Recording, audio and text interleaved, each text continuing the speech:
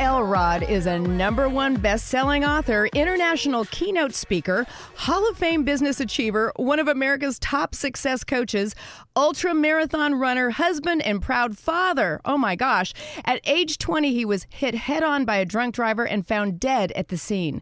Despite being critically dead for 6 minutes, in a coma for 6 days, breaking 11 bones, and being told he may never walk again, Hal defied doctors and he bounced back to prove that all of us are capable of overcoming extraordinary adversity to create extraordinary results in our personal and professional lives. And he joins me now, very much alive, and now to tell us about his best-selling book, The Miracle Morning, and how to be extraordinary. Hey, Hal. Good morning. How are you doing today? Wow. I have to tell you, I'm so energized just reading my intro on you and all this information. I'm sure there's probably a lot of things we've left out, but you are an extraordinary man, and I'm just honored to have you on. I think Mom wrote that intro, to be fair. Sure, but yeah. Thank you. I'm excited to be here. Wow. I mean, 20 years old, right? You were 20 years old when this happened. Yeah, 20 years old when I was in the car accident and hit by the drunk driver. And, at any age, I think that's tough. But at 20, I think there were pros and cons being that young. I think being that young, probably my body was able to heal a little bit better than if I had been, a lot older. Sure. But also, my maturity level wasn't definitely was still a 20-year-old male, which is what it is. So. Well, any way you look at it, it was a miracle. Oh, my goodness. I mean, 6 minutes. Can you tell me anything about those 6 minutes? Do you remember? So I can and I can't. Okay, well, tell us what you can. I suffered brain damage, so I don't have a recollection of, what like a conscious recollection of what I saw or what I thought or, anything like that. Of course, I get asked all the time, did you see the light? And the answer is I don't know. But I think a lot more powerful than that and a lot more beneficial for anyone that's listening to this is the lesson that I really took away from those 6 minutes and the experience as a whole, which is the idea that everything in our life is an asset. Every experience in our life is an asset, whether it's, we consider it good or we consider it bad. And even more so, often the most difficult experiences in our lives are the greatest assets. As they say, if it doesn't kill you, it makes you what? Stronger. Yes. Well, listen to this. If you're going through those tough times right now, or if you've ever had a time in your life where you felt like you had hit rock bottom, you can look back and go, wow, I didn't die, even though technically I did die, but, I didn't stay dead. And I got through it, and I simply proved to myself that I was more capable and had greater capacity than I ever even thought that I did at that time. Well, you were definitely meant to survive. That's for sure. Yeah, no, I think so. Well, I just think this is so incredible, and I love what you're doing with your life and I was just having this conversation with my son today as he was going through some stress at 32 and working really hard in his business, and I was helping to remind him, to take this and to use it and to take those few minutes in the morning and just reset and focus on what's important in life. So I love this. I was just telling him about having you on the show today, and I can't wait to pick up your new book and share it with him. Yo, cool. Well, thank you. I appreciate that. Well, tell us, what really prevents people from living to their full potential and creating the lives that they really want? What do you think that is?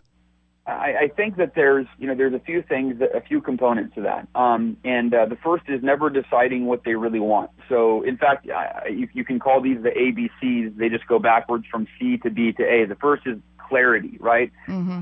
Clarity on what you really want and clarity on what you need to do to get what you want. Most people just go through, they waste their morning, they wake up at the last minute, they go to work all day, come home tired, veg out in front of the TV, eat dinner, go to bed, rinse and repeat. And that's just a recipe for a mediocre life. It's a recipe for unfulfilled potential. So first is lacking clarity on what you want, why you want it, what you need to do to get it. The second component is belief. Is you have to decide that, I'm going to start telling myself that I am just as capable and worthy of achieving everything I want as any other human being on the planet. You've got to adopt that belief in yourself where anything is possible. Mm-hmm. And then the A is for action. And, the idea that you've got to create extraordinary results, not by taking extraordinary action. And that's what stops most people from doing it, is they get overwhelmed, like, oh my gosh, I don't even know where to start, or, I want to write a book, but I don't know how to write a book. Don't try to write a book, just try to write the first page, right? Oh, absolutely. 50 pounds, just go to the gym today. It's the daily actions consistently that produce those extraordinary results.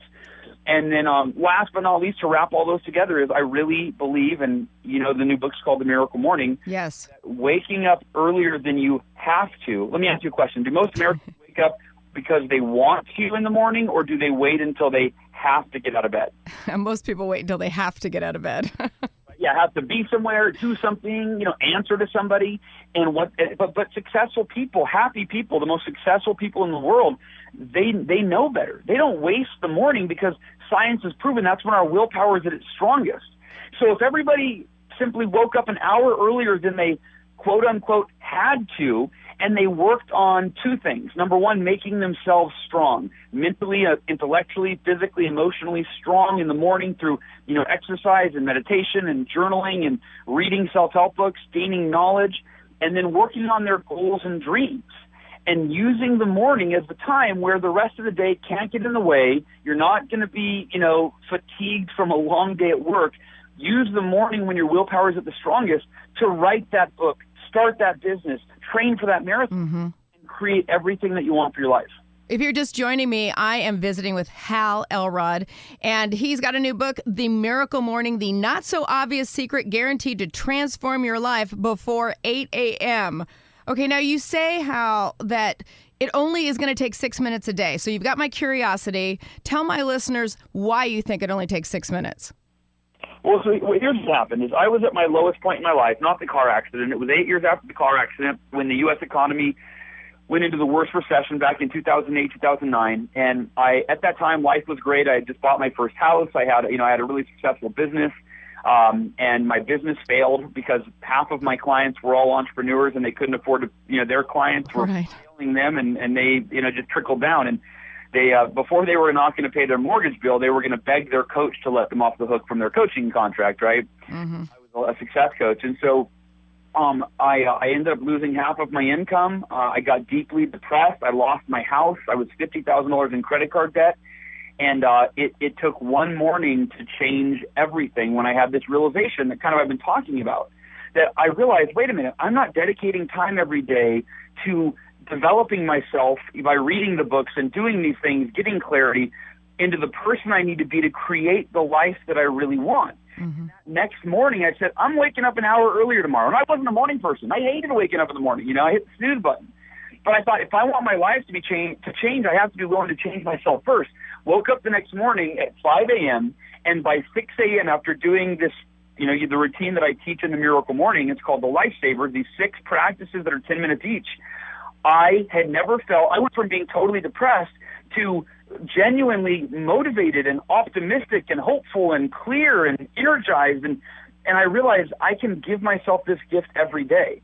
And when you ask about the 6 minutes, there were days where I felt so busy, or I had a morning appointment or whatever. I woke up late, and so I had to make it scalable. So I shortened it from 60 minutes to 6 minutes, and not all the time. I usually do 60 minutes, but on days where I'm busy, I didn't want an excuse where it was all or nothing.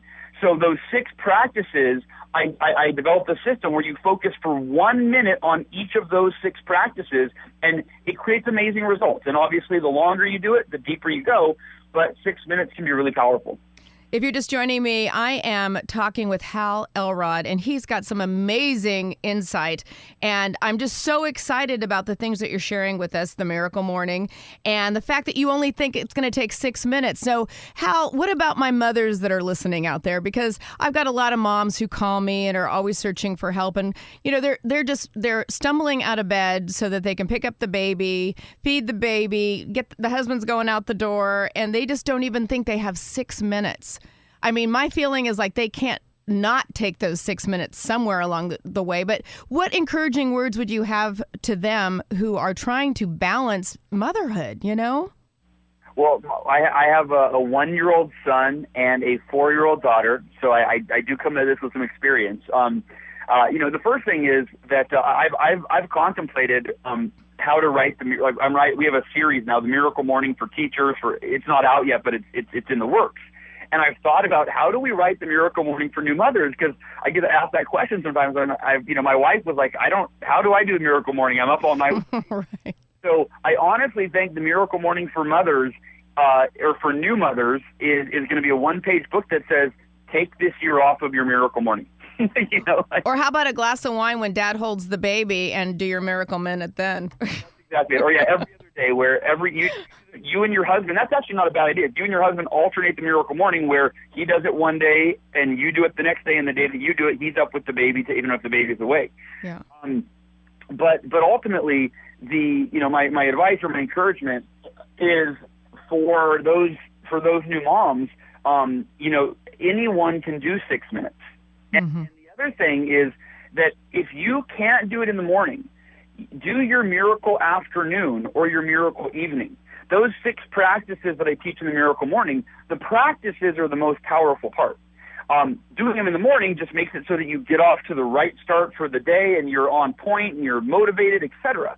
But if somebody works the graveyard shift, they might be sleeping in the morning. They might, you know what I mean? Right. So you really can customize it. And the lifesavers that I mentioned, those 6 practices, if I can't do it in the morning, I'll do them in the afternoon. I'll do them in the evening. I'll do them while the baby's napping. That's what I would advise. Well, now what about, are your books audio at all? Have you done audio versions? Audiobook. My first book, which is Taking Life Head On, is not yet an audiobook, but The Miracle Morning is an audiobook. Well, thank goodness, because I'm thinking for me, sometimes it's getting in the car, and plugging it in, or when I'm doing something else, I've got to multitask. Is that okay to multitask that way?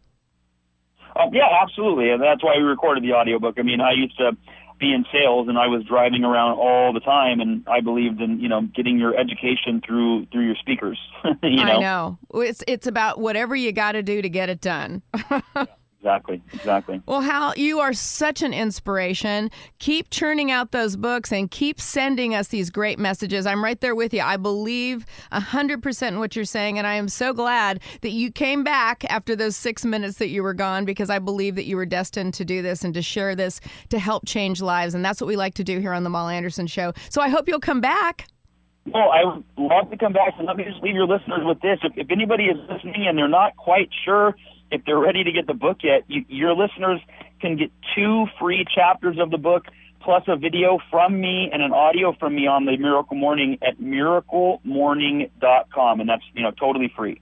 Perfect. And they can also, as I understand, pick up the Miracle Morning at Amazon.com. Is that right? Yeah, that's the best place to get the book. And like I said, if you just want to dip your toe in the water, and before you buy it, make sure you like it, you can test drive it there at miraclemorning.com. Miraclemorning.com. You heard it here. Hal, thank you once again, and please come back soon. Well, I would love to. Talk to you soon. Bye-bye. Talk to you soon. Be sure to grab his book, The Miracle Morning.